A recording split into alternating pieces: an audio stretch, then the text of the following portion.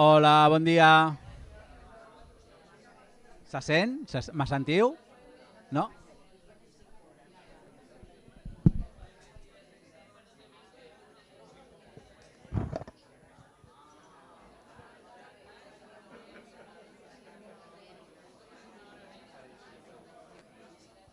Hola, buenos días.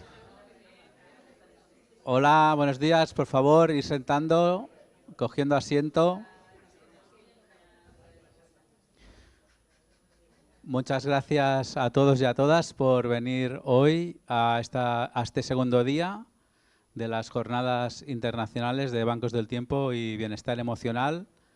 En este caso, la conferencia inaugural está a cargo de José Ramón Ubieto, que es psicólogo clínico y psicoanalista, colaborador docente de la Universidad Abierta de Cataluña y de la Universidad de Barcelona, colaborador habitual de La Vanguardia y que acaba de publicar un libro que se llama Adictos o Amantes, claves para una salud mental digital en infancias y adolescencias. Y hoy nos dará una conferencia magistral que se titula Del frenesí al vértigo, usos del tiempo y la buena vida. Muchas gracias, José Ramón Ubieto, y adelante.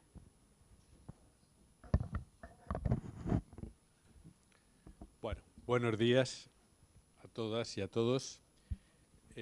Gracias por haberme invitado. Me hizo mucha ilusión porque yo estuve en el origen del Banco del Tiempo, en el Guinardó. Yo trabajaba en el Ayuntamiento de Barcelona y asistí a la creación de ese primer Banco del Tiempo. Me pareció una iniciativa muy, muy interesante.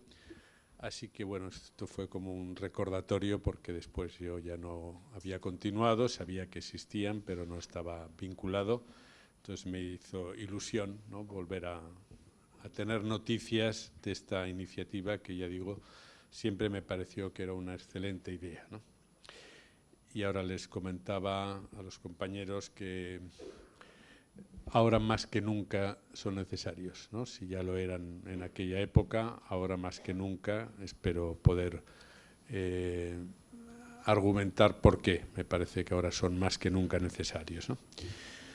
Bueno, saben que hace ya unos cuantos años Bob Dylan hizo una canción muy famosa, Los tiempos están cambiando, ¿no?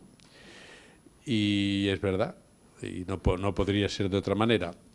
Pero yo creo que podríamos cambiarle un poco el título y decir que lo que está cambiando es el tiempo, el uso del tiempo, la misma idea del tiempo. Eso está cambiando, no solo el entorno, la cultura, la época que está cambiando, pero está cambiando el tiempo. Y no es seguro que eso sea muy beneficioso para nuestro bienestar. Esos modos del tiempo, esos usos del tiempo que tenemos ahora, no es seguro que sean muy beneficiosos, ¿no? Por tanto, voy a intentar hacer un análisis crítico, ¿no?, de la manera en que hoy concebimos el tiempo, para que eso también nos pueda servir para hacerlo de otra manera, ¿no?, para hacer otras cosas distintas. He titulado la conferencia del frenesí al vértigo, porque el frenesí y el vértigo son dos emociones muy propias de nuestra época. El frenesí porque es una época que está marcada por un empuje a buscar la satisfacción de manera inmediata. Lo queremos todo rápido, instantáneo. Saben que antes la gente aguantaba 20, 30 segundos, era el tiempo de latencia que se llama, ¿no? Si veías un anuncio, pues igual estabas 20, 30 segundos viéndolo a ver qué decía el anuncio. Eso se fue reduciendo y ahora estamos ya entre 6 y 8 segundos.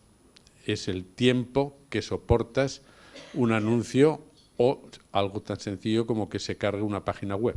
Si es que tu conexión es inestable, si a los 6 segundos no saca tal, te vas directamente. Es decir, que este frenesí, esta aceleración, es una característica muy propia de nuestra época, ¿no? Y esa satisfacción hoy la queremos sobre todo a través de los objetos de consumo. ahora viene la época, Black Friday, Cyber Monday, no sé hoy qué es miércoles, pues habrá también alguna otra festividad comercial para el miércoles, pero básicamente nuestra relación, ¿no?, con la satisfacción cada vez pasa más por esto, por consumir. Hay una... Salía el otro día en la televisión una escena que era muy interesante de un, no recuerdo exactamente qué era, pero era como un almacén de restos comerciales, ¿no? Y entonces la gente iba allá y valía no sé si €1. Entonces la gente cogía todo y luego el periodista le preguntaba: ¿y usted qué ha encontrado? No tengo ni idea, no lo sé, ya lo veré en casa. Digamos, se había llevado cosas a casa, no tenía ni idea de lo que había comprado, pero simplemente es que valía 1 o 5 euros, era tan barato que no valía la pena no comprarlo, ¿no? Bueno, es una muestra de la imbecilidad humana, digamos, a qué nivel puede llegar, ¿no? Al nivel de ir acumulando objetos que luego no sabemos, ¿no? Hay estudios que dicen que en casa lo mínimo es que debes tener alrededor de 3.500 objetos. En una casa normal, no me refiero a la de Shakira. En una normal debes tener como 3.500 objetos y preguntaros cuántos de ellos usáis, ¿no? Probablemente el 50% los tenéis allá, algunos tienen valor sentimental y eso ya es un uso, su valor sentimental, pero hay otros que los vas guardando allá para nada, ¿no? Y además esas experiencias, que les llamamos experiencias, que es otra cosa que deberíamos también replantear. Experiencia es un concepto que quiere decir algo en lo que uno confía, porque si no, no se pondría, pero que no sabe el resultado. Es una apuesta, ¿no? Voy a tener una experiencia, por ejemplo, amorosa con alguien y no sabe uno cómo acabará eso, pero confía en que podría ir bien la cosa, ¿no? Y se apuesta a eso. Voy a tener una experiencia de conocer un lugar que no he visto nunca y confío en que irá bien, ¿no? Bueno, la experiencia es otro concepto banalizado porque se vende en cajas. Entonces ahora las experiencias las venden en cajas y es difícil, digamos, darle el valor de experiencia a eso porque ya se ve que no es una experiencia, es un consumo. Es otro de los términos que se están banalizando. Hay muchos más, ya iré diciendo algunos, pero este es otro, ¿no? Lo que queremos sobre todo entonces es que sea inmediato y sobre todo que sea intenso. Excelente. Hay un fenómeno viral, no sé cuántos de aquí tienen TikTok. Si no tenéis, no pasa nada. Vuestra vida es mucho mejor sin TikTok, os lo puedo asegurar. Es decir, que no tengáis ninguna tentación de ir. Y si os lo quitáis, pues seguiréis viviendo mejor, más bienestar emocional. Pero hay un fenómeno en TikTok que se llama bone smashing, que consiste en romperse uno mismo los huesos de la cara para, digamos, hacerse como si fuera plastilina, ¿no? Que te vas un poco moldeando la cara. El origen de esto no se sabe. Algún desustanciado que dicen en mi pueblo, ¿no?, que no sabía muy bien qué hacer y entonces se dedicó a eso. Y la consecuencia, por supuesto, es que han acabado muchos en urgencias y muchos con lesiones graves porque hay huesos que lo que hacen es soportan todo lo que es la zona ocular. Si te rompes un hueso que está soportando la córnea y todo eso, pues tienes un problema de tener un derrame y perder la vista, cosa que les ha ocurrido a más de uno, ¿no? Pero ¿cuál es la lógica? Dices, ¿no? Porque lo ves desde fuera y dices, pero ¿tan estúpidos somos? Sí, y más, ¿eh? Pero digamos, la lógica de eso es la intensidad, que sea una experiencia intensa, ¿eh? Algo que no tienes en un viaje del Inserso, por ejemplo, ¿no? O que no te lo da, yo qué sé, las rebajas del Corte Inglés. Tiene que ser algo mucho más intenso que eso, ¿no? Es como si, en realidad, fijaros, esta idea del tiempo, es como si no pudiéramos aburrirnos nunca.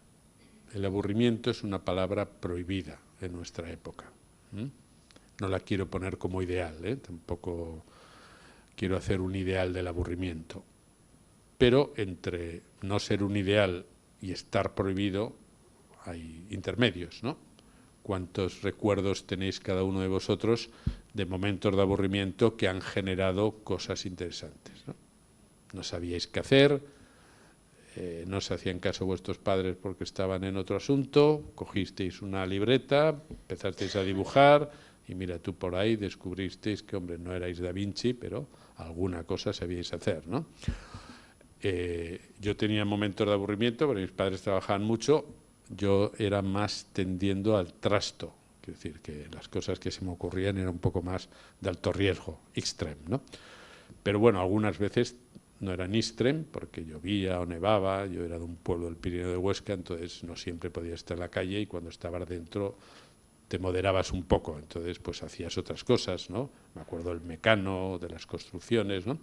Quiero decir que los momentos de vacío, de intervalo, no son momentos negativos en el desarrollo, sobre todo de un niño, ¿no? Son momentos creativos, ¿eh? El pensamiento necesita del intervalo, ¿eh? Tiene que haber algo de vacío y fijaros que esta es una época en la cual el vacío es odiado profundamente, ¿eh? Estamos llenos de ruido todo el tiempo, vamos con cascos todo el tiempo, estamos conectados todo el tiempo, no podemos estar aburridos, ¿no? Es decir, que son fenómenos de usos del tiempo actuales que van, digamos, a contrapié de otros momentos o de otras épocas, ¿no?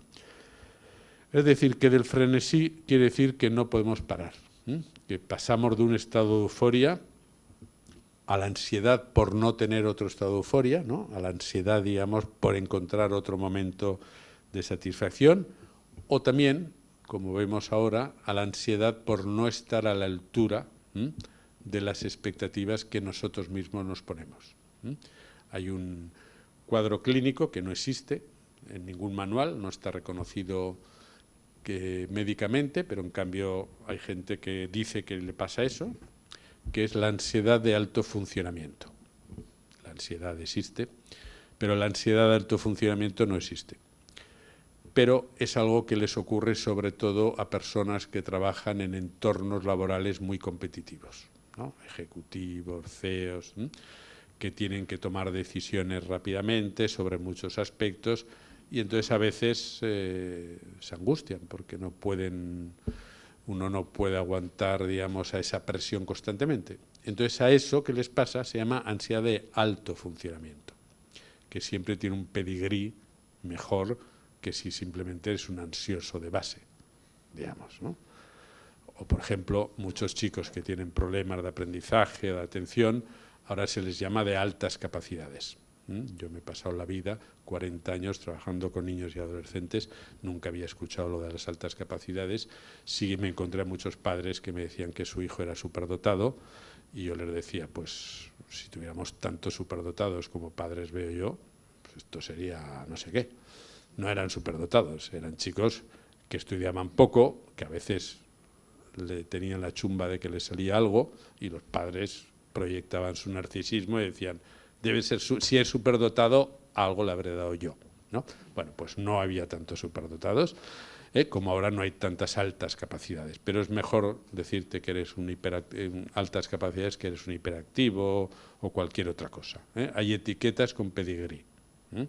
Así que, bueno, lo de alto, sabed que oigáis alto, high, ¿no?, quiere decir que es algo que uno puede decir sin avergonzarse, ¿eh? Es decir, bueno, soy ansioso, pero de alto funcionamiento, ¿eh? No es lo mismo. Bueno, ¿qué ocurre con lo que sube?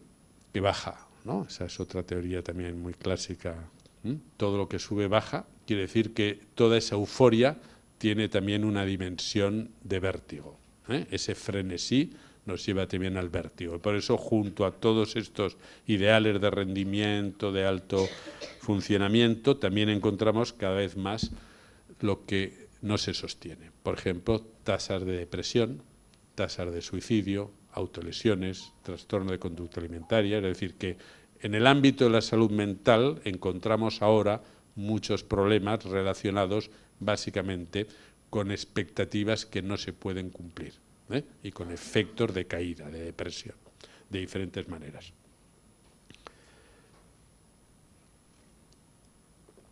Hoy, por ejemplo, una consulta que recibimos con cierta frecuencia son chicos, chicas, jóvenes que han acabado la carrera, recién licenciados, muchos con varios máster también, además, y que les entra un poco, si me vais a permitir esta expresión, el canguelo, ¿no? Les entra el susto de que de repente van a tener ya que ponerse a trabajar, van a tener que dejar, digamos, su etapa formativa, escolar, etcétera, y van a tener que entrar al torbellino laboral, que es un mundo desconocido para ellos, puesto que siempre han estado más o menos protegidos, en general bastante protegidos, ¿eh? Sobre todo si comparamos con las generaciones anteriores, han estado bastante protegidos, ¿no? Y de repente, con todos sus títulos, tienen que ir a trabajar a un lugar donde no saben muy bien si darán la talla, no saben muy bien a quién se encontrarán, no saben muy bien qué dificultades tendrán, etcétera. Y entonces les pilla un poquito de miedo. ¿Qué es lo que hacen? Bueno, pues muchos se toman un año sabático que llaman. Normalmente los años sabáticos cuando trabajabas, te tomabas un descanso. Digamos, ahora es un presabático. Entonces se van a hacer un viaje, ¿no? Por ejemplo, tengo un paciente que se fue a Filipinas a 6 meses porque no podía soportar la idea de tener que ponerse a trabajar. Entonces el hombre se fue allá a conocer mundo. Otros se van de au pair, por ejemplo, ¿no? Han acabado la carrera de ADE y se van a cuidar niños y limpiar culitos en Irlanda o no sé dónde, ¿no? Quiere decir que cada uno busca como una especie de pausa antes de meterse en la jungla. Hay que decir que a veces hay entornos laborales que son un poco jungla, sobre todo en carreras muy vinculadas con negocios, ¿no? Donde hay una exigencia muy alta. Pero eso ya nos da un poco la pista de que cuando el uso del tiempo que tenemos es un uso muy precipitado, muy acelerado, con muchas expectativas, el ser humano tiene, digamos, su pequeño corazoncito y no aguanta tanta presión, ¿no? El otro día me explicaba una cosa que es insólita y supongo que muchos no la conoceréis y os va a sorprender, pero es una anécdota que nos da la idea de esta cosa que se nos ha ocurrido de acelerar los tiempos. Hay escuelas que hacen ceremonias de graduación a los 5 años. ¿No?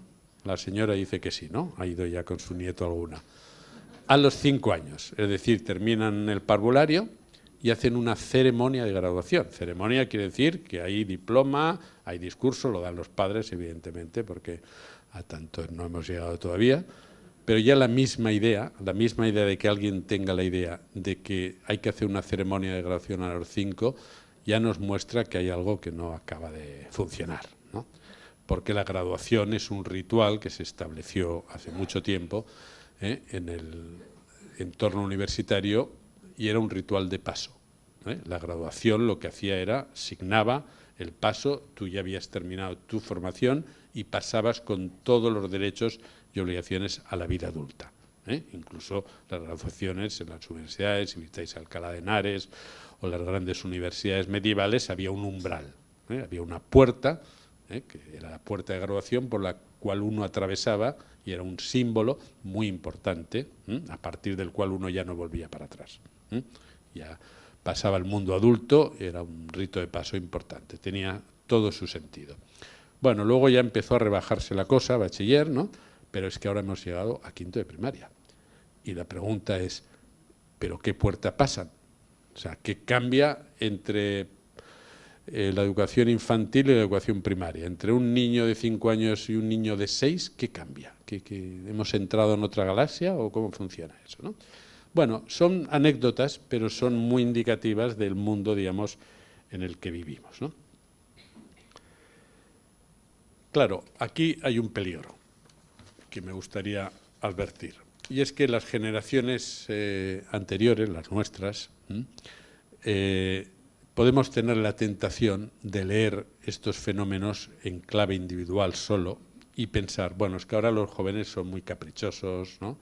Son muy volubles, no aguantan nada, están siempre pidiendo. Esa es una posibilidad. Es una posibilidad, hay que decir, muy moralista. Es una posibilidad, digamos, es una lectura que olvida cosas importantes. Por ejemplo, la primera, que todos esos objetos que tienen, de los que nos quejamos tanto, se los hemos dado nosotros. Yo siempre digo, me dedico mucho al tema de las pantallas y lo digital, siempre digo que hay frases que nos hacen mucho daño. Por ejemplo, la de nativos digitales. No existen nativos digitales. A algunos se le ocurrió, probablemente a la industria tecnológica, como estrategia de marketing, dijo nativos digitales. Si uno dice nativos digitales, ¿qué piensa? Que igual que los franceses van con una baguette siempre por la calle, los niños y niñas nacen con un iPad. Nacen de un iPad y van con otro iPad, ¿no? Y por tanto, si es así, no hay que enseñarles nada, lo aprenden enseguida. Lo único que hay que darles es un objeto rápido porque han nacido ya. Bueno, ni una cosa ni la otra. Ni nacen de un iPad, todavía no. Las técnicas de reproducción asistida no han llegado a eso. Hay úteros artificiales, pero niños nacidos de un iPad todavía no. Y además el iPad se lo damos nosotros. En Gran Bretaña, la cuarta parte de los niños de 0 a 2 años, la cuarta parte, tiene un iPad propio. No es que use el de la mamá, no. Tienen uno asignado. Quiere decir que esos objetos no los traen ellos, se los damos nosotros, ¿no? Por tanto, cuando criticamos a los jóvenes por caprichosos, porque tienen muchas cosas, la primera pregunta que debemos hacer es ¿cómo ha llegado eso ahí? ¿Ha caído de la nube? No, se lo hemos dado nosotros, ¿no? Ahora que viene la Navidad, también para reflexionar cuántas cosas les damos y luego nos quejamos de que no agradecen nada, no aprovechan nada. Bueno, pues a lo mejor es que tú le has asfixiado, ¿no? Has borrado cualquier vacío, le has dado tantas cosas que el hombre no puede más con eso, ¿no? Y la segunda cosa que tenemos que tener presente es que todo eso que les damos se convierte en una dictadura. Es la tiranía de los objetos, cosa que nosotros no experimentamos. Los que tenemos más de 50 años no vivimos la tiranía de los objetos. En mi caso, por ejemplo, yo era una familia normal, ni pobre ni rica, pero a mí me regalaban una cosa al año, que era para los reyes. El resto del tiempo no había regalos, ni de cumpleaños, ni de acabar el curso, ni nada por el estilo. Era un regalo. Te regalaban la espada de Carlos V normalmente, a los chicos, o alguna de algún legionario romano, a las chicas una muñeca, y con eso te pasabas todo el año. Tenías tiempo para inventarte todas las batallas de Carlos V a tu gusto, las mezclabas con los indios, lo que querías. El intervalo de satisfacción que tenía el juguete era de un año. Así que por la cuenta que te traía ya procurabas no romperlo enseguida y les sacabas jugo. Cuando acababa el año ya Carlos V había recorrido el universo, ¿no? Pero ahora, fijaros, como le pasó a un paciente que viene muy enfadado, un chiquito de unos 12 años, y le pregunto qué le ha ocurrido. Y me dice, pues nada, que he ido con mi padre, porque es mi cumpleaños, a comprar un juego al FNAC que quería. Entonces lo he comprado, me he metido en el metro, no podía aguantar hasta llegar a casa, ya lo he abierto todo para mirarlo, a ver cómo era. Y entonces he recibido un mensaje en su móvil de la empresa del juego, la cual, porque ahora para comprar un juego tienes que dar el libro de familia también, que te piden todos los datos del mundo. Entonces ya había recibido diciéndole que formaba parte de la comunidad de la empresa X, etcétera, que le agradecían que formase parte de esa comunidad y que ya le advertían que en 2 meses saldría el siguiente. Si él tenía el 2.0, que en 2 meses salía el 3.0. Con lo cual estaba apabullado el hombre. Dice, ¿de qué me sirve lo que tengo si solo dura 2 meses? O sea, ya está caducado. Cuando llega a casa ya casi ha caducado, ¿no? Esta idea de que ahora los objetos no tienen intervalo de satisfacción, es decir, que caducan enseguida porque ya compramos un iPhone 2 y hasta el 4, el 15 y el 18, es decir, que uno ya ha perdido el valor, el objeto ya ha perdido ese valor que tenía, no es la espada Carlos V, eso no es un capricho, eso es un problema serio para los chicos. Se convierte en una tiranía. Es lo que está pasando con las pantallas. Las pantallas y lo digital para ellos es una tiranía, porque tienen que estar todo el tiempo pendiente de las notificaciones, de las novedades, ¿no? Y hay toda una industria y sobre todo un montón de psicólogos que trabajan para que eso sea así, con trucos y estrategias para secuestrar la atención del otro y retenerla. Es decir, que casi que tenemos suerte nosotros de no haber tenido todo eso.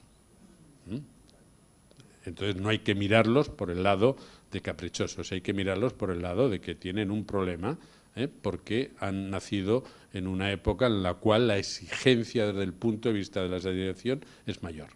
El otro día me decía una niña de 6 años, dice, me preocupa el futuro. Y lo decía serio, 6 años. La infancia es todo menos preocuparte el futuro. Sirve para todo menos para preocuparte del futuro, pero ahora estamos todo el día diciéndoles, preocúpate del futuro, es muy importante que hagas actividades extraescolares, es muy importante que las notas ya empiezan a contar desde el Jocs Florals de P3, ya eso te contará para la PAU, digamos, ¿no? Les estamos imbuyendo con la idea de que el futuro debe ser una preocupación, estamos proyectando nuestras preocupaciones en la infancia. Y lo que hay que proyectar son nuestros valores, no nuestras preocupaciones. A los chicos hay que enseñarles la solidaridad, el respeto, todos los principios que nos sirven a nosotros. Pero no es un momento para preocuparnos. Y hoy hay un montón de cosas que hacemos para preocuparlos. Porque un efecto de nuestra sociedad es que estamos borrando la diferencia entre el niño y el adulto. Cada vez, por ejemplo, les decimos, si a los 7 años viene tu niño y te dice que es una niña, ya la ley y algunos discursos es como decir, ya ha decidido que es una niña y vamos a actuar en consonancia. A los 7 años no se sabe si eres un niño o una niña. Puedes tener cualquier idea. Fijaros todas las ideas que teníamos nosotros sobre lo que eran nuestros padres. Astronautas, alcaldes, cuando a lo mejor era el de Sant Cugat Neta, ¿no? Era el conserje de la Casa de Cultura de Sant Cugat, pero nosotros pensamos que era el alcalde. Es decir, a los 7 años puedes pensar cualquier cosa, pero no tienes que decidir nada. Por tanto, que tu hijo o tu hija te digan eso, lo puedes entender como diciendo, bueno, pues lo ha escuchado, está pensando en eso, ha visto una película, alguien lo ha dicho, perfecto, quiere decir, está en el mundo. Es eso lo que quiere decir eso, ¿no? Pero vamos a ver cómo todo eso va avanzando. Pero decidir ya que un niño tiene que intervenirse, como se ha hecho en el cuerpo, ¿no? Un adolescente. Hay un caso muy famoso, el caso de Keira Bell, una muchacha adolescente en Gran Bretaña que decidió que era un niño, no se le dio la oportunidad de, vamos a esperar un poquito, vamos a pensar a ver cómo se te ha ocurrido esta idea, ¿no? A lo mejor tienes problemas de acoso escolar y por eso estás pensando que si fueras un chico no los tendrías, ¿no? O a lo mejor no encuentras pareja y piensas que si fueras un chico lo... Bueno, no sé, hay que darles vueltas, ¿no? Los adolescentes nunca hay que responderles inmediatamente, hay que decir como el gobierno, ya haremos una comisión de investigación, ¿no? Ya lo buscaremos un verificador y todo eso, ya lo hablaremos, ¿no? No hay que responderles nunca. ¿Qué pasa cuando le respondes? Bueno, pues esta chica se operó, le extirparon las mamas, se fue haciendo mayor, cambió de idea, quería ser una mujer, quería ser madre y no pudo ser. Este es uno de los muchos fenómenos actuales de borrar la infancia en los adultos. No es lo mismo que alguien desde pequeñito tenga la sensación de que es una niña, se vista como una niña, toda su infancia eso sea así. No es lo mismo que un adolescente a los 13 años tenga la idea de que tiene otro sexo. Yo ahora recibo, por ejemplo, consultas de chicas jóvenes que vienen pensando en la pregunta que se hacen es si son lesbianas. Vienen a consultar porque no saben si son lesbianas, ¿no? Un caso, por ejemplo, una chica que todas sus relaciones que había tenido son con chicos, le gustan con chicos, pero se pregunta si es lesbiana porque tiene miedo de que si lo es y no lo sabe será un problema, ¿no? Bueno, es lógico, es una pregunta lógica, pero es una pregunta que te haces en un momento determinado, a los 15 años, ¿no? Por tanto, no hay que sacar conclusiones rápidas de todo esto, ¿no? Fijaros que toda esta precipitación del tiempo nos está llevando a una patologización de muchos aspectos de la vida cotidiana. Hoy, por ejemplo, vas a un centro de salud mental y te encuentras con un montón de chicos diagnosticados y chicas que en otros momentos probablemente los llamarías de otra manera. Movidos, inquietos, un poco desorientados, ¿no? Confundidos, los adolescentes es como la primavera, ¿no? En un mismo día pueden pasar todas las emociones posibles. Contentos, disgustados, malhumorados, todo, en un mismo día, ¿no? Entonces, si te vas a poner a diagnosticar, al cabo del día van a tener unos cuantos, ¿no? Entonces hay que... Pero ahora necesitamos poner nombre al malestar. Y cada vez más, por ejemplo, llama mucho la atención el tipo de diagnósticos que hacemos. Por ejemplo, ahora se escucha mucho, lo habrán escuchado, el diagnóstico de TEA, ¿no? TEA quiere decir trastorno del espectro autista. Y el otro día fui a un centro de salud mental a una supervisión y la mitad eran TEA, de los que tenían. Digo, ¿pero qué son? ¿Los cereales? ¿Son las pantallas? O sea, ¿cómo un cuadro puede aumentar así? ¿Qué es la gripe? ¿De esto? Bueno, pues seguramente no son TEA estrictamente hablando. ¿Pero qué quiere decir? ¿Qué quiere decir autismo hoy? Quiere decir que muchos jóvenes hoy están desconectados de la vida adulta y de sí mismos. Por el tipo de vida que llevan, por la influencia de lo digital. Estar desconectado del otro no es ser un autista. Quiere decir no encontrar a lo mejor las maneras de vincularte al otro. Hay muchas familias que te explican, muchos padres, que no encuentran ni un solo momento, ni una sola manera de hablar con sus hijos. Algunos porque no lo han hecho nunca, otros porque tienen mucho trabajo y no se han parado a pensar en qué quiere decir eso, otros porque se toman como personal todo lo que dicen los hijos. Es lo peor que te puede pasar en la vida, porque los hijos adolescentes te pueden decir de todo. Vaya mierda de familia, tú les has estado pagando todos los veranos en Irlanda, y entonces te pueden soltar una cosa de esas, vaya mierda de familia, no has hecho nada por mí, cualquier cosa. Si tú crees que todo eso tiene que ver contigo, estás muerto ya. Todo eso tiene que ver con ellos, que están, digamos, tratando de salir del túnel donde se han metido, no tiene que ver contigo. Si tú piensas que tiene que ver contigo, pues vas a acabar enfrentando y discutiendo con ellos, no puedes discutir. Los hijos adolescentes están para decir barbaridades, todas. Tú nunca te preocupaste y resulta que de pequeño conocías todos los espectáculos infantiles de Sant Cugat y te tirabas todos los domingos en lugar de estar en la cama llevándolos a los titellas y a todo eso. Y va ahora la hija y te dice con 14 años que nunca te preocupaste ni hiciste nada por mí en la infancia porque solo leías La Vanguardia. Entonces, ¿qué vas a hacer? ¿Matarla, digamos? Lo tenías que haber hecho antes, ¿no? Ahora ya es tarde para eso, ¿no? Entonces, bueno, tienes que entender que eso no es la verdad, no es la exactitud, que eso es la versión que ella tiene para ver si se puede separar de ti. Y no sabe cómo hacerlo y entonces está cavando una fosa, pero no sabe cómo hacer para decir, tú estás aquí, yo estoy aquí. Vale, le tienes que dejar que despotrique un poquito, ya se le pasará, porque todos hemos pasado por ahí y todos hemos salido, más o menos, pero digamos, hemos salido, ¿no? Fijaros también, por ejemplo, en todas las etiquetas que nos dan ahora para los malestares que tenemos. Fatiga crónica, fibromialgia, ¿no? Todo esto son cosas que no existían antes, ¿no? ¿Por qué les llamamos así? Muchas no tienen una fundamentación clínica clara, médicamente no está clara, pero muestran que cuando una sociedad quiere trabajar todo el tiempo, dice, ven a disfrutar, y entonces te pone un programa desde las 8 a las 12 de la noche. Dicen, bueno, no sé si es disfrutar, no parar de las 8. Normalmente los veranos antes era que no tenía nada que hacer. O sea, la gracia del verano es que no tenía nada que hacer, ¿no? Entonces ahora, cuando uno quiere trabajar mucho, una sociedad plantea el ocio como un trabajo, hay gente que se fatiga. Entonces la fatiga crónica es un poco una respuesta también a esos ideales, ¿no? ¿Por qué existen muchos casos de fibromialgia? Dejando de lado que haya situaciones médicas que lo justifiquen. Porque no soportamos el dolor de ninguna manera. Somos una sociedad que no soporta la muerte ni el dolor. Cada vez que hay un signo de dolor, tratamos de evitarlo. Somos el país del mundo que más ansiolíticos y antidepresivos consume.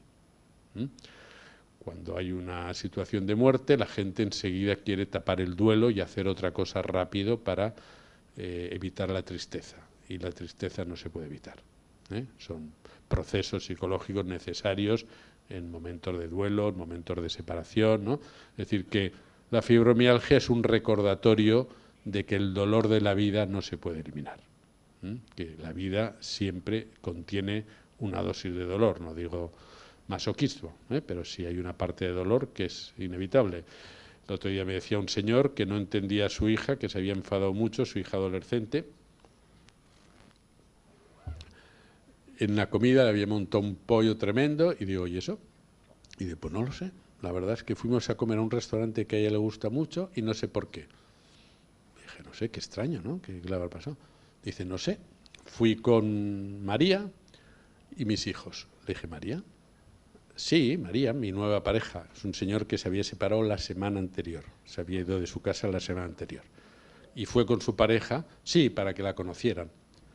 Le dije, hombre, ¿no le parece que su hija adolescente en estos momentos lo que necesita es asimilar que usted se ha separado de su madre antes que conocer a María, que puede ser muy simpática, pero es una intrusa en toda regla en el asunto?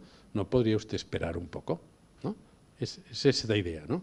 De que ante un vacío, ante el temor de este hombre a enfrentarse a comer solo con sus hijos y que a lo mejor los hijos le digan, pero ¿por qué os separasteis? ¿Pero por qué no sé qué? Ante eso pone ahí alguien, en este caso la nueva pareja, para neutralizar eso, ¿no? Ese es el problema de cuando no queremos soportar algo de la tristeza que es, y del dolor.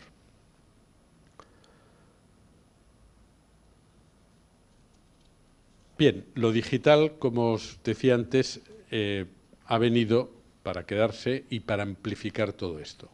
Lo digital es un opio, ¿no? Tiene una función de opio, tiene otras, tiene funciones muy importantes de vínculo. Fijaros que hubiera sido la pandemia sin lo digital, nos ayudó a mantener muchos vínculos, pero tiene un lado también de adormidera, ¿no? Un lado de llenar muchos huecos. Fijaros ahí en el metro,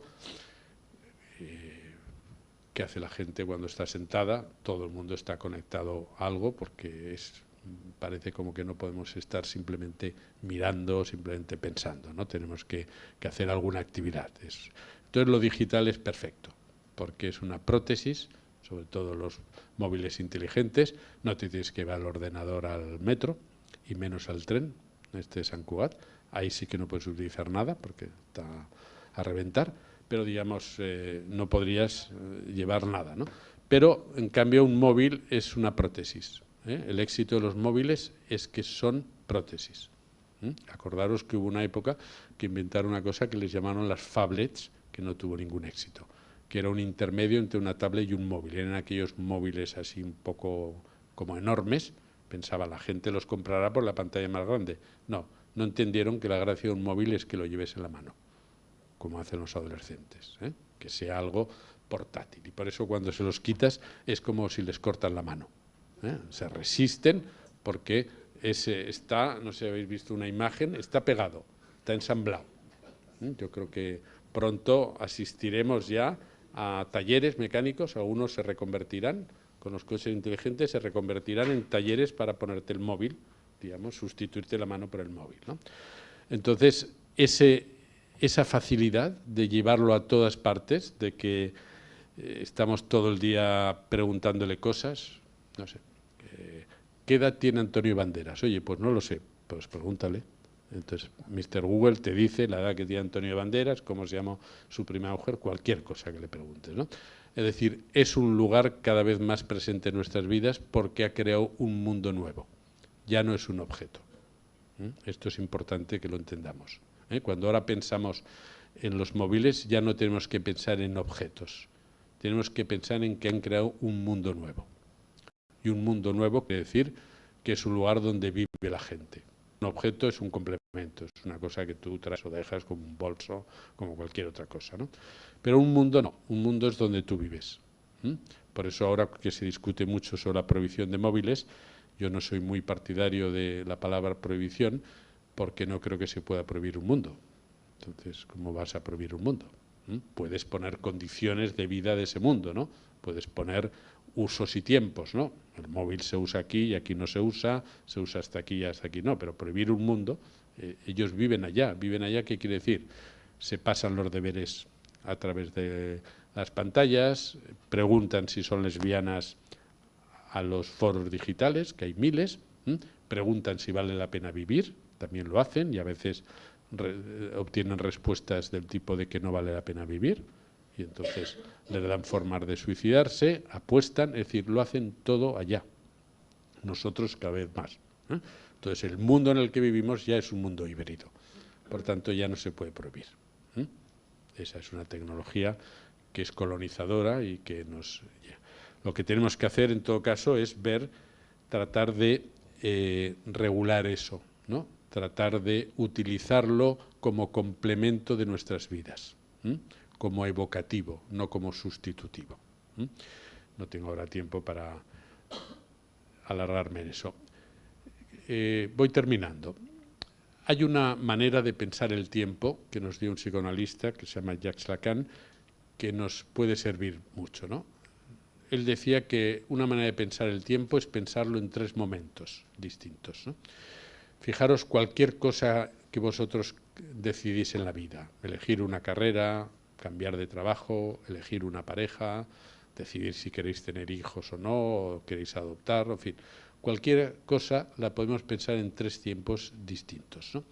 El primero es el instante de mirar. El instante de mirar quiere decir que de repente vemos algo que nos podría llegar a interesar. Es como intuir un deseo, ¿no? Ves a alguien en algún lugar, en una fiesta, un encuentro, y es, hombre, igual podemos tener un rollo, ¿no? Un rollo quiere decir, podemos ser pareja, podemos tener ¿no? una vida juntos, lo que sea. Te caen bien, tienes ahí bueno, eso pasa hoy en el Tinder, ¿no? Se llama el match, ¿no? Dices, bueno, quizá aquí hay alguna posibilidad. Bien, el instante mirar es eso solo, la idea de que podría haber algo, hay algo del deseo que te mueve, ¿no? O estaría bien estudiar medicina, ¿no? Quizá a lo mejor me gusta, ¿no? O estaría bien cambiar de trabajo y empezar un proyecto nuevo en Guadalajara. Bien. El tercer momento, luego vuelvo al segundo, el tercer momento es el momento de concluir. Tienes que tomar una decisión. Ya nos hemos visto, ya nos hemos citado, ya hemos tenido algún lío, ¿ahora qué hacemos? ¿Yo quiero realmente tener una relación con esta persona? ¿Me conviene, digamos, es algo que quiero, más allá de que no lo hayamos pasado bien, quiero eso que deseo, porque desear y querer son cosas distintas, desear, nos pasamos la vida deseando, vas por la calle y puedes desear muchas cosas, desde el croissant que no te conviene hasta el chico o la chica que ves, ¿no? Pero una cosa es desear y otra es querer, ¿no? Entonces, pero lo importante es el momento del medio. El momento del medio es el tiempo para comprender, ¿no? Entre mirar una cosa y decidir, necesitas un tiempo para comprender. Necesitas hacerte preguntas. Yo trabajé mucho tiempo como supervisor de un servicio de acogimientos familiares, entonces venían muchas familias que querían acoger niños y muchas venían cuando había una campaña, ¿no? De repente la Generalitat hacía una campaña de acogida de niños y entonces teníamos un aluvión de familias que querían acoger un niño. Era un instante mirar. Habían mirado la campaña y decían, yo quiero, ¿no? Concluían, quiero acoger un niño. Todo el trabajo nuestro era saber si querían eso o no. Es decir, si habían comprendido qué significaba acoger a un niño. No es solo traerlo en Navidad a la mesa.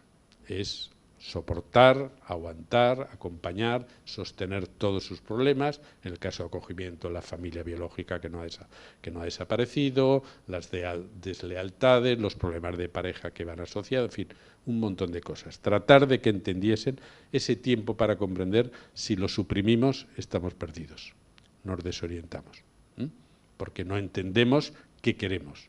Es un tiempo para entender lo que queremos nosotros. Y ese tiempo es necesario. La espera es una función psicológica en la vida que no podemos suprimir. Hoy fijaros que hacemos todo para suprimir ese tiempo.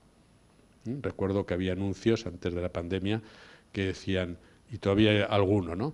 Dice, ven que te damos un crédito, no importa para qué. O sea, tú pides un crédito, después ya sabrás para qué lo quieres, ¿no? Ya, pero claro, el problema es que lo tendrás que devolver, ¿no? Es decir, eliminar ese tiempo es fundamental. Bueno, voy rápido porque se nos ha ido un poquito el tiempo. ¿Qué posición nos conviene tomar delante de todo esto? Bueno, el primero, keep calm, ¿no? Mantener la calma. Había un filósofo, Martin Heidegger, que estudió mucho todas las innovaciones técnicas y dictó una conferencia que la podéis encontrar en internet, se llama Serenidad, en la cual él decía que hay que acoger todas las novedades que trae el mundo en el que vivimos, pero manteniendo los principios, orientándonos por los principios y no por las novedades. ¿Qué quiere decir los principios? Quiere decir que si para nosotros, y en vuestro caso, la solidaridad es un principio fundamental, eso tiene que funcionar en la vida real y tiene que funcionar en lo digital, en las pantallas y en cualquier otro lugar. Si nosotros no vamos por ahí insultando a la gente, ¿por qué lo haríamos en una red social? Si nosotros no colgamos nuestras fotos, esas que tenemos en la caja de puros en casa, si no las colgamos en la puerta de la casa, ¿por qué colgamos todo lo que colgamos en las redes sociales? ¿Por qué hay tantos padres que ponen fotos de sus hijos constantemente en las redes sociales? No son conscientes de la huella digital, ¿no? Entonces, esos principios, eso que no hacemos en la vida real, deberíamos ser conscientes que no lo podemos hacer tampoco en la vida digital. Es decir, que estas novedades no anulan los principios que para nosotros son fundamentales. Y sobre todo una cosa muy importante, pensando en chicos jóvenes, es la diversidad. El mundo tecnológico es un mundo que odia la diversidad, porque lo que da dinero no es la diversidad, lo que da dinero es la polarización. Lo que da dinero es que todos compren lo mismo, porque con producir una cosa obtienen beneficio. La diversidad no va con lo digital. Entonces hay muchos jóvenes, por eso os decía lo de TikTok. TikTok es la red social con mayor crecimiento porque es la que ha encontrado el algoritmo que repite mejor. Si tú un día se te ocurre ir a TikTok y preguntar tortilla de patatas, vas a tener tortilla de patata hasta que te mueras. Solo te van a dar vídeos de tortilla de patata. No vas a ver de paella, solo tortilla de patata, ¿no? Entonces, eso te atrapa porque, claro, tú vas viendo la tortilla de patata y salivas y venga tortilla de patata, pero existe también la diversidad. Hay páginas interesantes en la red para los jóvenes. Hay una, por ejemplo, que tiene 95 millones de visitas al día, que se llama Wattpad, que es una página donde los adolescentes escriben cuentos, novelas, libros, los publican allá y son lectores y escritores. Bueno, pues esa página es muy interesante, porque son historias de jóvenes. Eso hay que enseñárselo, porque el algoritmo no te enseña eso. Eres tú que tienes que enseñárselo al otro, ¿no? Así que esa posición de calma es importante. Y luego, algunas cosas más. Tenemos que hacer un esfuerzo por ir desconectándonos todos de ese mundo digital, de una manera colectiva, como están haciendo ahora muchas familias, que están reuniéndose para tratar de llegar a consensos. Eso es muy importante, quitar tiempo a las pantallas porque están secuestrando la atención. Eso es un hecho. El criterio de alienación de las pantallas no es cuántas horas dedicas, eso no sirve de mucho, porque eso varía en muchos. La pregunta que cada uno se tiene que hacer es ¿a qué estoy renunciando yo por usar lo digital? ¿Cuántas horas de lectura he renunciado? ¿Cuántos encuentros con amigos he renunciado? ¿Cuántas horas de actividad física he renunciado? ¿Cuántas novedades no he conocido por estar mirando el TikTok? Esa es la pregunta que nos tenemos que hacer, ¿no? ¿Qué renuncia en nuestras vidas supone esto? Más que cuántas horas, porque no es lo mismo trabajar de informático que trabajar en el campo. O sea, lo de las horas no es muy claro, ¿no? Entonces, esa es una idea que tenemos que hacer. Y después, otra idea que tenemos muy importante es que tenemos que reaprender la conversación. La conversación es lo que los seres humanos tenemos, el activo más importante que tenemos. El procedimiento más interesante que tenemos para vincularnos al otro es la conversación. Y la conversación tiene sus reglas. No es sálvame de luxe. No es la conversación tampoco del WhatsApp. No es te envío un meme, ¿no? La conversación quiere decir poder crear un vínculo con el otro, porque fijaros que lo digital, el mundo digital, lo que propone es conectarnos. vincularnos es otra cosa. Tú te puedes conectar con cualquier lugar del mundo en cualquier momento. Yo doy charlas en Colombia, en Brasil, en México, en Argentina y no me muevo de mi despacho. Es una conexión. Vínculo es otra cosa. Vínculo es poner el cuerpo y requiere un tiempo. Un banco del tiempo crea vínculos, no crea conexiones. Crea vínculos porque la gente pone el cuerpo para asistir a las reuniones, para intercambiar cosas y además pone el tiempo a lo largo, el roce hacia el cariño, pues el tiempo hace el vínculo, podemos decirlo así, ¿eh? Una conexión, yo encontré una vez a una señora que estaba muy desesperada, muy deprimida porque había tenido una ruptura sentimental, le pregunté los detalles, me dijo que había durado 2 meses la relación, y dije, bueno, pero que había sido muy íntima, tan íntima que después de haber tenido 2 o 3 parejas, solo a esa última le había explicado un asunto íntimo muy grave, que había sido un abuso sexual de un familiar. La sorpresa fue, cuando le pregunté más detalles, nunca vio a la pareja. Era una relación por chat. Parece que esta pareja vivía incluso en Singapur y ella en Barcelona, no estaban a tocar, digamos, ¿no? La pregunta es, ¿con quién estaba hablando esta señora? ¿Hablaba con otro o hablaba con ella misma? Más bien hablaba con ella misma, ¿no? Hablaba con la fantasía que ella se iba haciendo del otro. Porque si no has visto al otro, el otro no existe. Si no lo has visto, no lo has tocado, no has compartido algo, el otro no existe. El otro es una fantasía. Y ahora con la inteligencia artificial vais a hablar con vuestros tatarabuelos, con vuestros futuros maridos y con todo el mundo y no sabréis con quién estáis hablando. Ya ha pasado ahora, ya está pasando, y hay clonadores de voz, si queréis os doy alguno, y os entretenéis con hacerle bromas a alguien, digamos, ¿no? Es decir, que la conexión y el vínculo son asuntos distintos. Por eso tenemos que reprender la conversación y sobre todo recuperar la presencia. La presencia es fundamental. Lo virtual nos sirve siempre que evoque algo. Yo atiendo a algunas personas, por ejemplo, una muchacha que ahora está en Holanda por temas de trabajo, yo la atendía en la consulta, ahora se ha ido a Holanda, el otro día vino a verme y a veces tenemos entrevistas por internet. Pero sirven porque evocan la relación que tuvimos y la que tendremos, no porque la sustituyen. Yo no la podría atender si nunca lo hubiera visto. Sí, podría hacerlo, pero no tiene ningún interés. Entonces, lo digital, lo virtual, tiene que ser evocativo de una realidad, no puede ser sustitutivo. En el Banco del Tiempo, lo hablábamos antes con Xavier, estaría bien que pudierais ir desarrollando también instrumentos digitales, sobre todo para acercaros a los más jóvenes, pero nunca con la idea de que sustituyan la presencia, sino con la idea de que esas conexiones generen vínculos. A veces el primer paso a un vínculo es una conexión. El 50% de las parejas en España nacen de aplicaciones, quiere decir que se han conectado y esa conexión en muchos casos no sirve para nada, pero en otros casos produce un vínculo. Es decir, que la conexión no es mala, simplemente es que es un primer paso solo, no hay que tomarlo como... Y termino con una idea importante. Yo creo que los bancos de tiempo están en la línea de lo que un sociólogo que se llama Eric Klinenberg, que tiene un libro que se llama Palacios del Pueblo, él habla del problema actual de la desaparición de lo que llama las infraestructuras sociales, que son esos lugares de encuentro, pueden ser plazas diseñadas para encontrarse, pueden ser centros cívicos, pueden ser bancos del tiempo, es decir, lugares donde la gente puede encontrarse fácil. No afters, que esos ya existen, sino lugares donde la gente puede encontrar para hacer proyectos.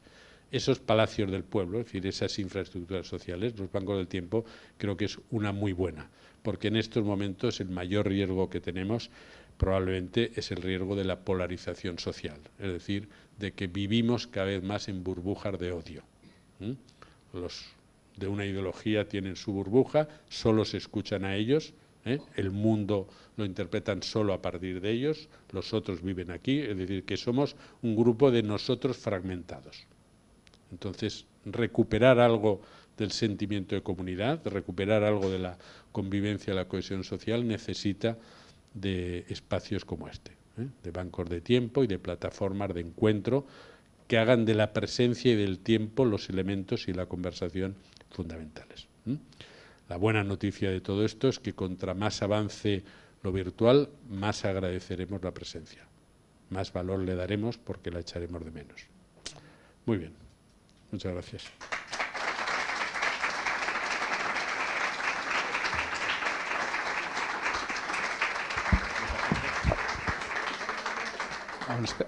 Gracias, José Ramón. Abrumador y súper interesante lo que nos has contado. No sé si hay alguien del público que quiera hacer alguna pregunta a José Ramón. No sé si no tenemos ninguna pregunta en streaming. ¿Alguna pregunta para José Ramón? ¿Pedro? Los ladrones de tiempo, que hablaba Michael Ende. Si podías hablar un poco de estos.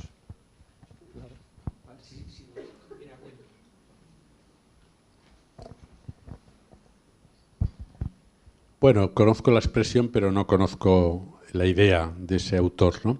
De Michael Ende. Pero el mayor problema, que yo llevo años investigando en estos temas, hemos publicado varios libros sobre esto, y el mayor problema que trae la novedad digital no es ni que los chicos vean porno, todos hemos visto porno en nuestras vidas alguna vez, tampoco la violencia es el mayor problema, puede serlo, pero no es el mayor problema. Todo el mundo, yo cuando con la espada de Carlos V corté varias cabezas, y no me dedico ahora a cortar cabezas, quiero decir que el juego simbólico en los niños tiene una función, no son tontos, no confunden la fantasía con la realidad. El mayor problema es el secuestro de la atención, ese es el mayor problema. La industria tecnológica nació con un objetivo que es la economía de la atención, es decir, conseguir sacar dinero, monetizar nuestra atención, porque cada vez que nos conectamos estamos produciendo, somos trabajadores de esa industria. Les damos datos sobre lo que nos gusta, sobre dónde estamos, sobre qué compramos, sobre qué queremos hacer de vacaciones. Todos esos datos es un negocio porque se convierte en un perfil publicitario, y si os explicase cómo funciona, y vais un poco a alucinar cómo funcionan estas cosas, porque ahora mismo se están subastando vuestros datos por máquinas de supercomputación y os están vendiendo, digamos, a todos vosotros, y a mí, por supuesto, de tal manera que ahora cuando salgáis de aquí y miréis La Vanguardia, tendréis anuncios personalizados de vosotros. Si habéis estado hablando, en lugar de escucharme, sobre las gafas progresivas, ahora cuando salgáis ya tendréis la óptica de Sant Cugat, donde hay las gafas progresivas, porque habrá escuchado el dispositivo vuestra conversación, porque no habéis borrado. Es muy difícil borrar todas las autorizaciones de micrófono, con lo cual saldréis a la calle, iréis a la óptica de Sant Cugat, donde hacen gafas progresivas. Quiere decir que ese secuestro de la atención es algo muy potente y que además introduce un problema para la convivencia y para la democracia. Porque ahora mismo que va a haber elecciones importantes en los Estados Unidos y en la Unión Europea, ya todo el mundo sabe que el principal problema va a ser, ya pasa ahora en Argentina, pero pasará aquí, el principal problema es que mucha gente va a recibir un montón de información falsa, directamente personalizada, que le va a inducir a un voto. Pues, no sé, un vídeo de, no sé, Pedro Sánchez hablando con un narco diciendo que le van a financiar la campaña si él hace no sé qué. Y va a ser tan creíble que tú lo verás y dirás, sí, es evidente que es así. Si tienes un poco de conocimientos dirás, bueno, esto huele a fake. Pero mucha gente, como lo verá varias veces, la repetición de una mentira constituye una verdad. Así que esa manipulación es el mayor riesgo que hay en estos momentos. Y la inteligencia artificial multiplica ese riesgo. Por otro lado, la inteligencia artificial tiene muchos aspectos. No quiero aparecer como un maligno de lo digital. Hay muchos aspectos positivos, pero tenemos que ser conscientes de los críticos, ¿no? Entonces, el banco del tiempo es una manera de recuperar la atención, porque el tiempo y la atención tienen que ir unidos. Entonces, es una manera de dar valor al vínculo que está con el deseo y la atención. Poner atención es poner deseo en algo. Hay mucha gente hoy, muchos adolescentes, que a veces cuando yo les digo, pero ¿y esto no lo hablas con tus padres? Bah, mis padres están, pero están a lo suyo, mirando el móvil o haciendo no sé qué, ¿no? o las parejas. Pero, ¿y esto no lo habla con su pareja? Bueno, hablamos de Netflix, hablamos del Barça, hablamos de la política, hablamos de todo. Pero de lo nuestro no. Porque un día le dije una cosa y casi nos separamos. Así que este es el problema de hablar, ¿no? Que de repente empieza a decir, es que te has dejado un calcetín. Bueno, tampoco será para tanto ya, pero es que te lo dejas siempre. Bueno, ya, pero tampoco será tanto. A lo mejor no das valor a lo que yo hago. Bueno, no te pongas así, porque tú tampoco haces esto. Ah, vale, ahora te... Bueno, a los 10 minutos se ha producido una ruptura de pareja. Entonces, no es fácil conversar, por eso no conversamos. Por eso nos va bien mirar el móvil, porque nos evita entrar en este asunto, ¿no? Pero tenemos que hacer el esfuerzo de recuperar la atención de esos ladrones, como decía este señor, que es verdad, son unos ladrones. Son unos ladrones en el sentido de que secuestran algo que es fundamental en la vida, que es la atención. Los niños, si tenéis niños pequeños o nietos, les ponéis un capítulo de Bob Esponja que dura 8 minutos y en un capítulo de Bob Esponja de 8 minutos hay más estimulación, sobreestimulación sensorial, sonidos, movimientos, colores, vibraciones, de todo, que en los 5 temporadas de Heidi. No tengo ni idea de si tiene 5 temporadas Heidi, pero hacer una prueba y luego me decís el resultado. Ponerles un capítulo de Heidi y os llamarán para decir que se ha congelado la imagen. Porque no van a creer los niños que Heidi va caminando y no pasa nada. Porque están acostumbrados a ver cosas que pasan 400 cosas, como las películas de acción. Si no han matado a 10 en los primeros 10 segundos, la gente dice que aburrida, ¿no? Es una clásica. La buena noticia, ¿cuál es? Que yo me he encontrado con familias que explican que una de las cosas que les ha sorprendido, y yo les animo a que continúen, es que a veces se ponen a ver películas clásicas, gracias a Filmin, con los hijos adolescentes y les encantan. Y la explicación es sencilla. Las películas son clásicas porque tratan los problemas de toda la vida. Los celos, la envidia, la vergüenza, la humillación. Si las tratan bien, a quien no le gusta un problema que tú tienes, ver un poco cómo lo hace el otro. Por eso hay que recuperar también, si queremos hacer pantallas con ellos, pues veamos películas clásicas, que ya veremos cómo a ellos les sirve eso más que el Bob Esponja o cualquier cosa de esas.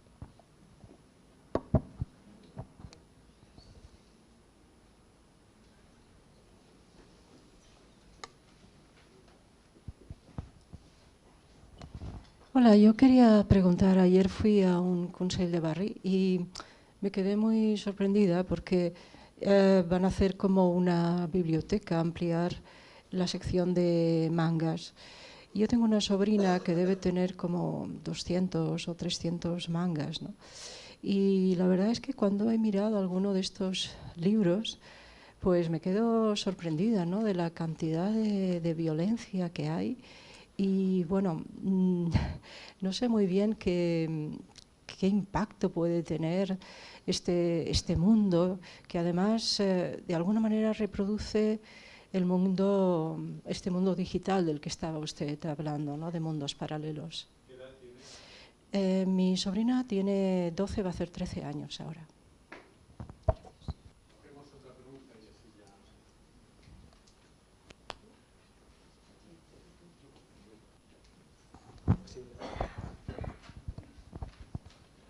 Sí, yo tenía una reflexión que me gustaría compartir contigo, que me ha gustado mucho tu exposición.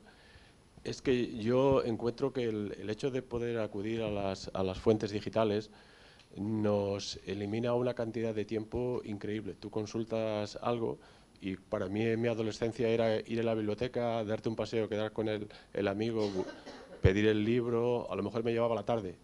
Ahora esa consulta la puedo hacer en 15 minutos y el resto del tiempo, digamos, poniendo entre comillas, no sé qué hacer. O sea, yo creo que no nos están enseñando a tener una herramienta para disponer de este tiempo que en teoría te estás ahorrando.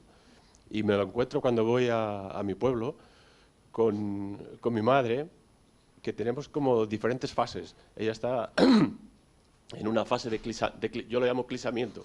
Se queda mirando al tiempo, y lo veo con mi hija, que tiene 20 años, y ella no es capaz de ir a donde estamos, que es un pueblo vacío, más de pasar media hora dando un paseo, no es capaz de estar. Entonces yo creo que a nivel evolutivo ya no podemos volver atrás.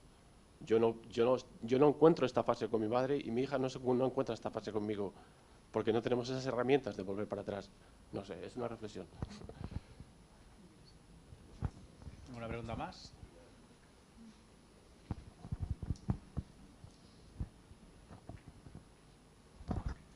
Bueno, muy rápidamente. El manga y el anime son producciones artísticas que tienen mucho interés para muchos jóvenes, ¿no? Porque muchos de estos han crecido con Son Goku, ¿no? Con dibujos, digamos, de origen asiático, en los cuales también aparece la cuestión del manga, ¿no? No me parece lo peor. Yo casi prefiero que vean manga a que se conecten a TikTok. Porque primero que tocan un libro, ¿no? Una revista o lo que sea, lo cual ya es importante.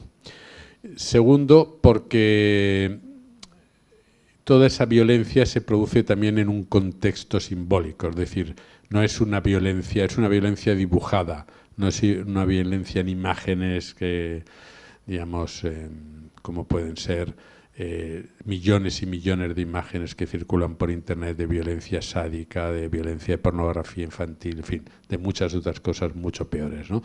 Quiero decir que hacen una comunidad con el manga. Si vas al Salón del Manga, por ejemplo, es un fenómeno brutal. Si vas al Mercado San Antonio los domingos en Barcelona, es un fenómeno. Es decir, que es una producción artística en la cual la violencia tiene su función, pero está enmarcado, ¿no?, en unos límites, en una cultura, en una comunidad, y por tanto adquiere un sentido distinto. No es una violencia gratuita, no es algo que, en ese sentido, bueno, si me dijeras 6 años, pero 12 o 13, creo que pueden perfectamente asimilarlo y distinguirlo, ¿no?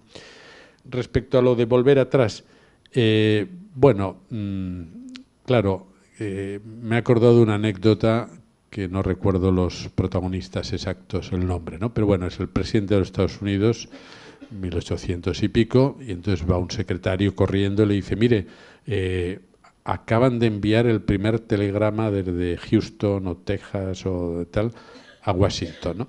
Y entonces el presidente, el otro estaba emocionado, ¿no? Fíjese, ya enseguida podemos saber, ¿no?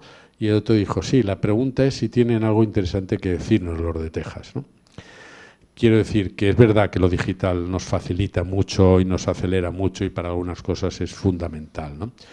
Pero también a veces la pregunta es ¿para qué lo queremos todo eso, no? Porque hay un poco de engaño, ¿no? Dices, te ahorra ese tiempo de ir, pero a veces ese tiempo de ir es un buen tiempo, ¿eh? El tiempo de pasear por la ciudad, de encontrarte gente, de saber. Algunos pacientes me dicen, oiga, ¿y usted por qué no me atiende por internet, que me ahorraría yo el desplazamiento? Digo, es que no quiero que te ahorres el desplazamiento, quiero que hagas el desplazamiento, que sepas lo que te cuesta a ti trabajar algo que te preocupa, ¿no? Ese tiempo no es un tiempo perdido, es un tiempo para ir pensando cosas tanto antes como después, ¿no? Volver atrás, si lo decimos en un sentido cronológico, es evidente que no vamos a volver atrás, ¿no? Pero recuperar cosas valiosas sí. Y la conversación es una cosa valiosa, ¿no? Y a los chicos y chicas les tenemos que acompañar en algunos procesos para recuperar cosas. Yo me acuerdo de un señor multimillonario que vino a verme por un asunto de separación y se quejaba de que la hija adolescente no iba a declarar a su favor en un juicio. Entonces yo le pregunté, ¿y no entiende su explicación? Dice, no se la ha dado nunca. Digo, hombre, pues quizás que se la dé, ¿no? Dice, ya, pero es que ella no quiere hablar conmigo. Digo, no sé, intente alguna cosa. Volví al cabo de una semana muy contento, muy agradecido por mi consejo. Le dije, ¿sí? ¿Fue bien? Sí. Me dijo, mira, me vas a llevar al balneario Ra, que está por Comarruga, me vas a pagar todo el día, costó 500 euros más o menos, lo que se gastó el señor, para él era nada. Y le dedicó 15 minutos entre un masaje y otro masaje. 15 minutos de conversación la hija, ¿no? Para él era todo un un avance, porque nunca había hablado 15 minutos con su hija. Quiero decir que eso es algo que nos toca hacer, y que lo tenemos que hacer poco a poco, aprovechando no hacer interrogatorios grado 0, que eso es lo que los pone muy nerviosos, pero sí, por ejemplo, viendo una película con ellos y comentando cosas, ¿no? Otro espacio privilegiado para conversar son las comidas y las cenas sin ninguna pantalla, ninguna. Porque eso está estudiado, yo lo explico en varios libros, hay estudios que dicen que el mejor indicador de éxito académico que hay no es que tu padre sea catedrático, tengas muchos ordenadores en casa, es que comas y cenes sin pantallas. Es el mejor, porque es la posibilidad de que se hable de los temas importantes. Pues es que el profe me tiene manía. ¿Ah, sí? Sí. Sí, porque nunca me escucha. Y entonces tú puedes decir, pues mira, a mí me pasó lo mismo. ¿Ah, sí? ¿Te pasó lo mismo? Sí. A mí también me tenía. ¿Y qué hiciste? Bueno, hice un pacto con él. Le dije, yo me dedicaré a la psicología, nunca me dedicaré a la ciencia. Vale, pues te apruebo. No sé, le explicas, le das un testimonio de cómo te fue a ti, ¿no? O, por ejemplo, una familia que decía, bueno, descubrimos el acoso escolar porque, como no comemos con pantallas, pues la chica empezó a hablar de una amiga suya que lo estaba pasando mal, y entonces ahí empezamos a darnos cuenta de que había un tema grave y que ella no se atrevía, mi hija, a decirlo, y entonces nosotros fuimos a hablar. Es decir, que esos espacios de conversación no hay que verlos como volver atrás, es como recuperar algo valioso del vínculo. Y hay que hacerlo como se pueda. Y los adolescentes son muy sensibles a estas cosas. ¿Cuál es el problema? Que a veces no queremos dedicar nuestra atención y preferimos dejarles la pantalla. Pero yo siempre digo, tú tienes que elegir si quieres educar a tu hijo tú o Mark Zuckerberg. Los que tienen hijos pequeños tienen que hacerse esa pregunta. O los educas tú o los educa Mark Zuckerberg. Sin educar no quedarán, ¿no? Entonces es mejor que te ocupes tú, porque tendrás un poco más de control y sobre todo porque serás más valioso para tu hijo. Los primeros influencers son los padres, siempre, y los profesores. Pero hace falta que se lo crean, porque si no se lo creen, no sirve de nada.